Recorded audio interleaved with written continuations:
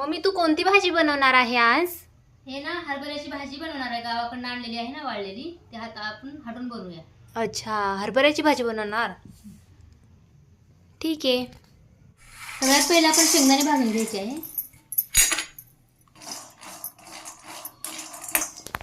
शेंगदाणे हे छान भाजून झालेले आहेत आता खरपूस. आता आपण प्लेटमध्ये काढून घेऊया आणि मिक्सरमध्ये बारीक करून घ्यायचे आहे.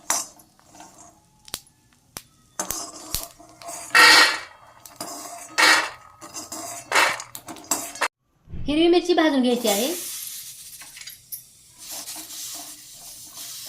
थोडंसं तेल टाकून भाजून घेऊया आणि लसूण पण टाकून घ्यायचं आहे.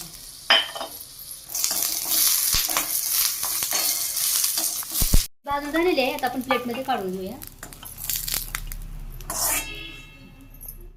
हरभऱ्याची भाजी ना आता आपण हे मिक्सरमध्ये बारीक करून घेणार आहे.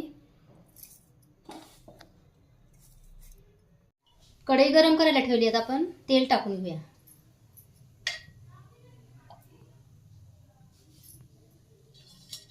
तेल गरम झाले, आता आपण मोहरी टाकून घेऊया.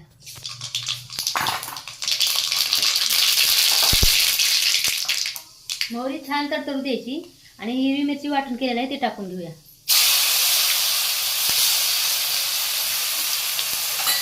व्यवस्थित हलवून घ्यायचं आहे.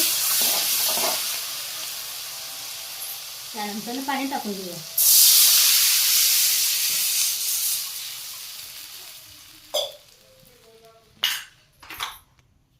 चवीनुसार मीठ टाकून घ्यायचं आहे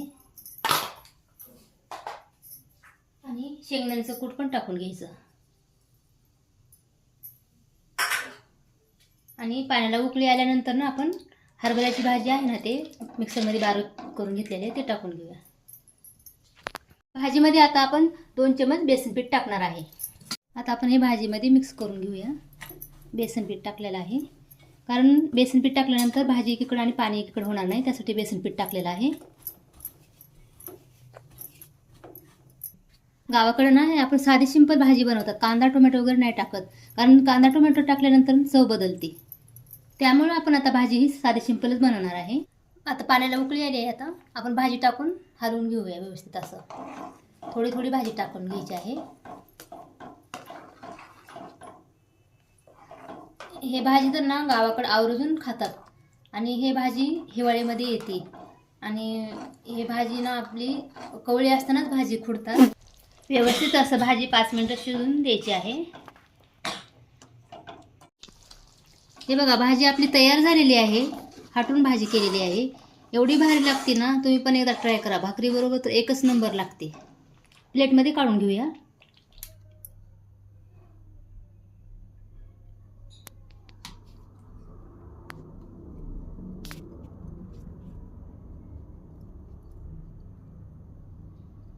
व्हिडिओ आवडल्यास लाईक शेअर, चॅनलला सबस्क्राईब करा. धन्यवाद.